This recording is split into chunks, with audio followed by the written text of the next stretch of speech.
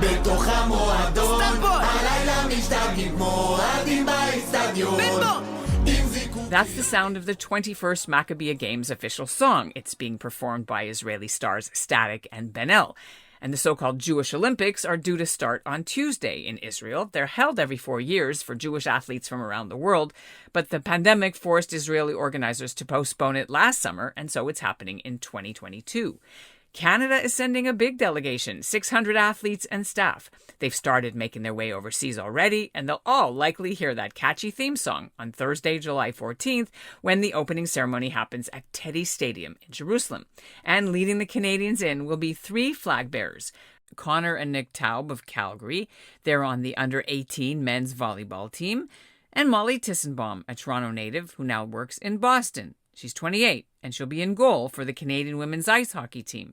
And she's actually come out of retirement to play, despite 4 concussions, because women's ice hockey is making its Maccabiah debut, and she's long pushed for this to happen. The nice thing about being involved in an inaugural tournament is that there's no powerhouse. There's no perennial champion. We have no reason to be nervous or scared because we're all starting from zero. And I think that's a really cool opportunity to come in with no expectation, no pressure. Just go out there and play the game that you've been playing for the last 20 years.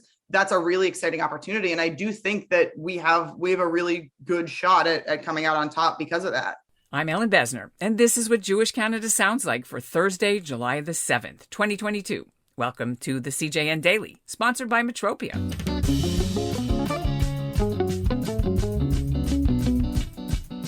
Molly Tissenbaum spent 20 years playing as a goalie. She was so good, she got to go to Harvard University to play hockey. It was only after several debilitating concussions and a serious car accident that her doctors told her she better quit.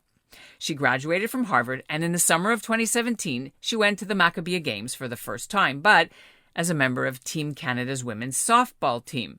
And they won the silver medal to boot. She hasn't played high-level hockey since, but she couldn't let this chance go by. After all, her brother Max played on the Israeli baseball team, and she's doing it now in memory of her late grandfather, Dr. Ben Tissenbaum of Montreal. He competed in the 1954 Maccabiah Games, and his team won a gold medal in basketball.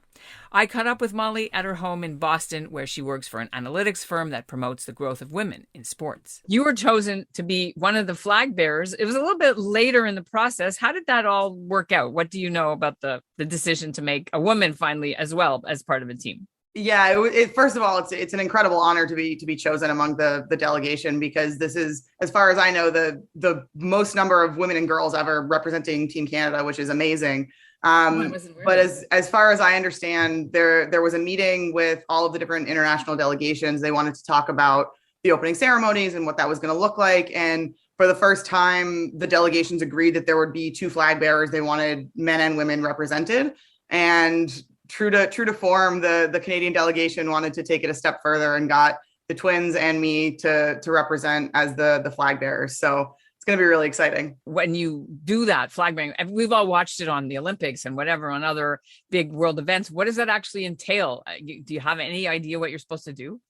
That's actually going to be something I'm going to have to find out. I don't actually know if I don't know if there are going to be 3 flags, if there's going to be 1 flag. We don't really know what's to come, but we're all really excited. We figure we'll sort of figure it out as we go when we get there. But so do you like walk around the house holding up brooms and practicing? This is heavy, right?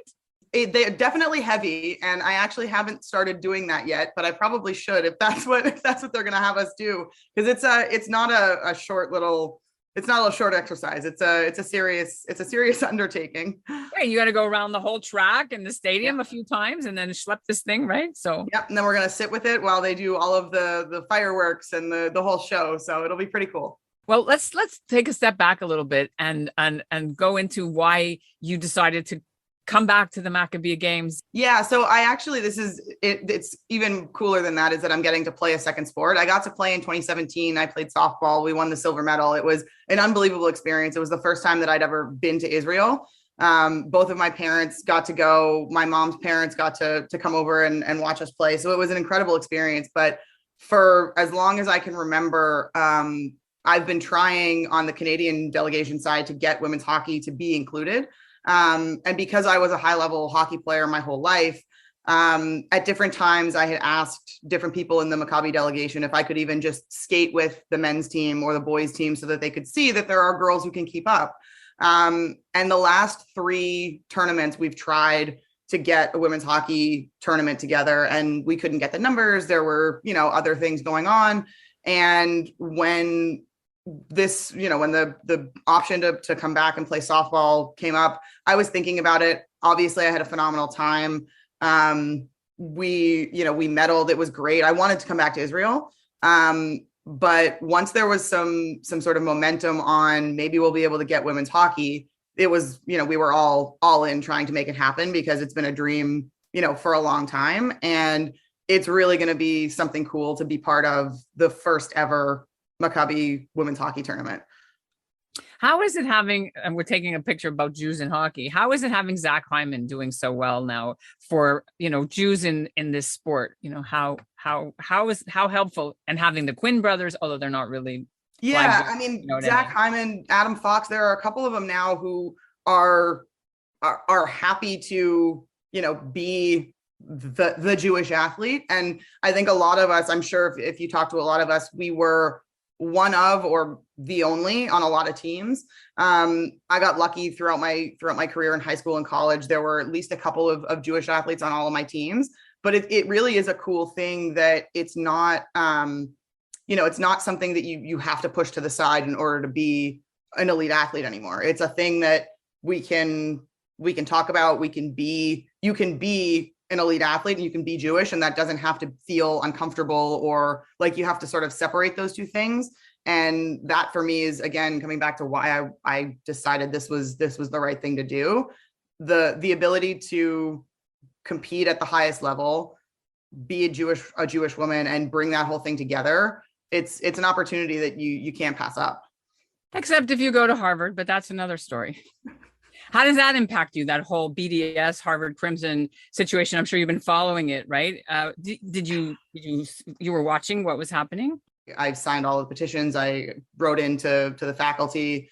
I have no problem, speaking out against the parts of Harvard that I think, I truly believe that if you love a thing, you have to be able to look at it good and bad. And I feel that way about the university and sports and the whole experience in general. And so I certainly don't agree with their stance, but it's also nice to be able to know that, again, there are other Jewish people on campus who are taking a stand, some other athletes who are also taking a stand, that, this isn't something that represents all of us. We're not a monolith. Meanwhile, the other flag bearers are Connor and Nick Taub from Calgary. Their father is a former Olympic wrestler. Their mother ran track, but the lanky 18-year-old sport of choice has always been volleyball. This will also be the twins' second appearance at the Maccabiah Games, and it'll be even more meaningful because they're planning to do their bar mitzvahs again at the Western Wall while they're there. I caught up with them at training camp in Toronto just before they jumped on the Team Canada flight to Israel. Nick Taub speaks first. When you were last in Israel, I just watched it the other day, this interview you guys did when you were, 13, 14 years old, when they interviewed you for like 30 seconds in English, and then they on Israeli TV about having a bar mitzvah. Can you tell us a bit about that whole thing? What was that for? How you got involved with that show? So they're actually doing the bar mitzvah event again this time for just the experience almost. But we had never been bar mitzvah before, so we got bar mitzvah at the Western Wall. And Israeli news and Israeli media found out about it. So they were quite interested. They pulled us aside and they started asking us what our experiences were like and how the Western Wall was, what we did, how we felt, all of the above. And it stemmed from us never being bar mitzvahed before, and they kind of found out about it. Like they're running it again this time when we go to the Western Wall because the youngest people that are there is U16 again, but even for our U19 team, they're also running it for kids that may have not had a bar mitzvah before, or if they want to do it again, they're also running it, I think. Are you going to do it again? Yeah. If we have the option, yeah. That's cool. So it's putting on to fill in and doing, or do you have to actually say some prayer? Like, what do you have to do? We don't speak Hebrew, so they kind of tell us what to say in very simplistic ways, and we just repeat in the best we can what they say. So what are you bringing with you that maybe is a souvenir, a good luck charm, anything to that sort of from, I don't know, from before, from something meaningful from relatives, that, right? I travel with my baby blanket every time I go somewhere, every time I play volleyball. The baby blanket I was given at birth, and when I was a child, that's what I travel with. And what about you? Are you bringing anything with you, or? Last time we were there, an Israeli pro team was looking at us, and they suggested that we go to boarding school over in Israel and get citizenship and play volleyball all year round. And they just handed us some gear as like, we want you guys to come here. Please consider it. So this is virtually all I have from the last games, and I wear it for practice all the time. What does it mean to you when the Israelis are scouting you? I mean, you're already going to UBC, you got signed and delivered and all that, right? But that's pretty flattering, no? It's very flattering. It's just not that time and place right now. We're going to university for our 5 years, or however long it takes to finish a degree, and then maybe pro after. So in hockey, we have Zach Hyman, but who has been your role models in pro or, international competition that's Jewish in the sport? I would have to say Josh Benstock. He played a bunch of volleyball indoor and then switched to beach volleyball and happened to make the Olympic team for beach volleyball. I'd probably have to say the same, especially now that he's working on something he calls the Benstock angle, a bunch of mental performance and like how to level up your game and all that. I think he's definitely stepped it up even after retiring from the sport. What advice, now you're second time Maccabiah athletes, but what advice are your dad and your mom giving you, because they've done so many more international competitions, right, than you have? So can you share a little bit if they've given you any advice about how to deal with this? A big piece of advice is go and have fun, because I know that sounds very unoriginal and every parent says that to their kid, but it's true. When you're having fun, you play 10 times better than when you're stiff and locked up and worried about the next thing that's going to happen. So just going and having fun and playing in the moment is what's going to help you win, what's going to help you actually enjoy your time and make the experience worth it.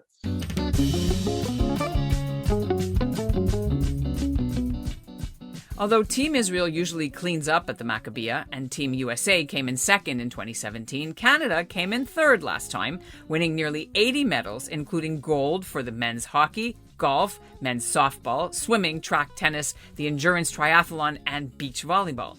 If you want to follow Team Canada's games and results, the link is in our show notes. And that's what Jewish Canada sounds like for this episode of the CJN Daily, sponsored by Maccabiah. Integrity, community, quality, and customer care. Today's listener shout-out goes to the family of Norman Cash of Toronto. He was a Jewish Second World War veteran, and he became famous for being on a Royal Canadian Legion TV commercial for Remembrance Day. That commercial continues to air every year since it was filmed. Cash landed in Normandy after D-Day. He was a dedicated poppy seller, and he was a sought-after speaker about his war experiences. He was 103.